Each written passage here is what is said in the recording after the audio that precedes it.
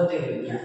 अब हम पढ़ेंगे कक्षा 12 भौतिक विज्ञान का खंड खा में चैप्टर नंबर पढ़ेंगे फर्स्ट, यूनिट फर्स्ट, प्रकाशिकी की चैप्टर नंबर फर्स्ट, प्रकाश का परावर्तन तथा गोलीय दर्पण।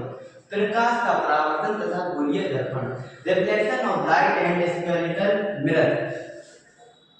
प्रकाश का परावर्तन, तो इसमें हम सबसे पहले जानेंगे कि प्रकाश क्या होता है, तभी हम सीख पाएंगे कि प्रकाश का परावर्तन क्या होता है। तो प्रकाश क्या होता है? प्रकाश ऊर्जा की वह शाखा, वह रूप है जो हमारी आंखों की संवेदना उत्पन्न करता है, जिसकी सहायता से हमें क्या होती है, वस्तुएं दिखाई देती हैं। प्रकाश ऊर्जा का वह रूप है जो हमारी आंखों पर संवेदना उत्पन्न करता है और जिसकी सहायता से हमें वस्तुएं दिखाई देती हैं।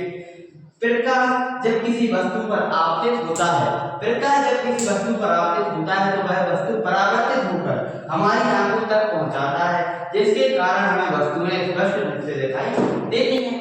मतलब ये कोई व्यक्ति है, यहाँ पर कोई वस्तु रखी है, वस्तु ये, और यहाँ पे कोई बल्ब, प्रकाश का स्रोत, प्रकाश का स्रोत ये है बल्ब।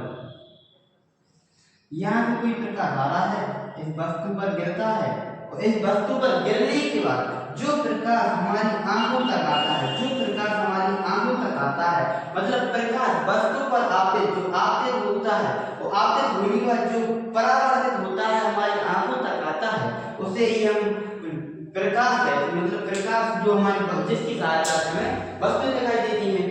अब हम पढ़ेंगे प्रकाश के गुणों के बारे में, प्रॉपर्टी ऑफ लाइट, मतलब प्रकाश के गुण।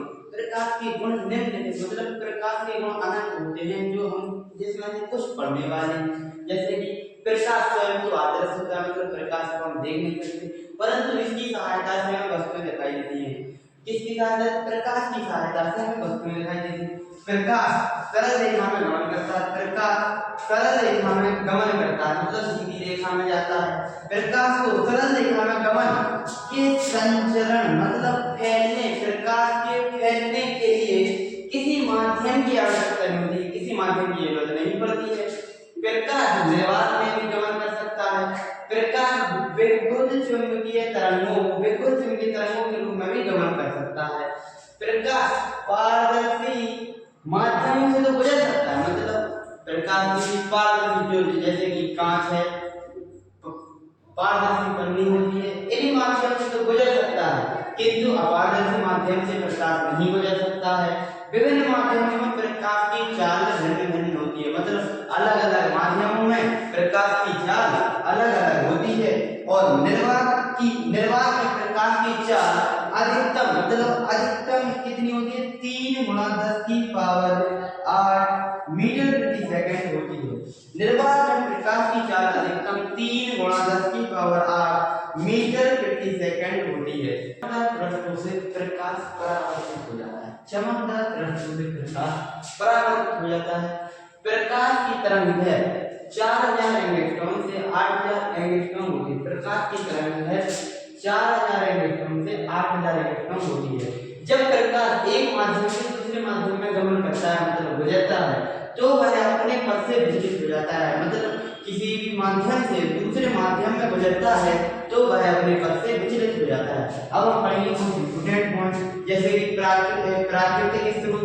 जो प्राकृतिक स्रोत है, मतलब जो प्रकृति की देन है और हमें प्रकाश देते हैं, जैसे कि सूर्य प्रकृति की देन है, डायरेक्ट प्रकाश देते हैं, और तारे ये प्रकाश देते हैं। और मानव निर्मित स्रोत, मतलब जो मानव ने मेहनत किए हैं, जैसे विद्युत बल्ब ये भी प्रकाश देता है, लेकिन ये मानव निर्मित, जैसे कि मोमबत्ती ये भी प्रकाश देती है।